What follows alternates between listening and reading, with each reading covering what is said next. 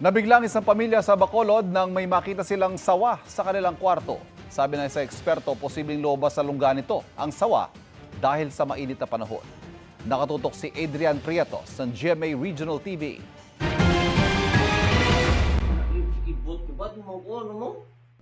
Bandang alas 5 ng umaga nitong Huwebes, bigla raw napabangon ang mag-asawang James at Mary Jane dahil sa nakitang malaking sawa sa kanilang kwarto. Tingin ng mag-asawa, dumaan ang sawa sa bintana ng nirerentahan nilang kwarto sa boarding house sa Bacolod City at lumambitin sa kortina. Gulpi lang ko na nagsinggit lingko kay nang lingko magkalba lang nga manog. Nagbangon ko na sa sir kag na ginano ko man si partner king kwa ko sa kay bukda ko dan mano mabato dan sir. Kinto ko bigo tan sir ya may lang ka nakaano ako nga tel. Hindi na raw ginalaw ng mga ito ang sawa hanggang sa lumayo. Malapit sa sapa ang kwarto ng mag-asawa. Ayon sa mga kapwa nila residente, may mga nakita rin silang sawa sa kanilang lugar nitong mga nakaraang araw.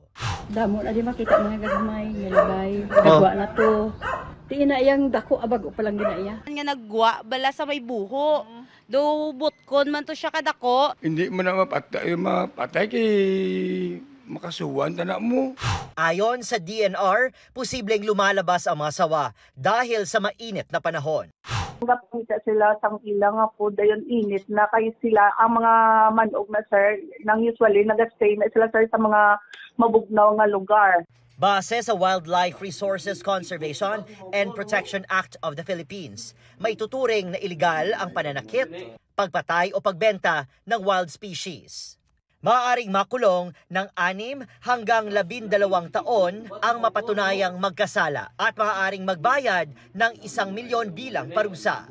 Mula sa GMA Regional TV at GMA Integrated News, Adrian Prietos, nakatutok 24 oras.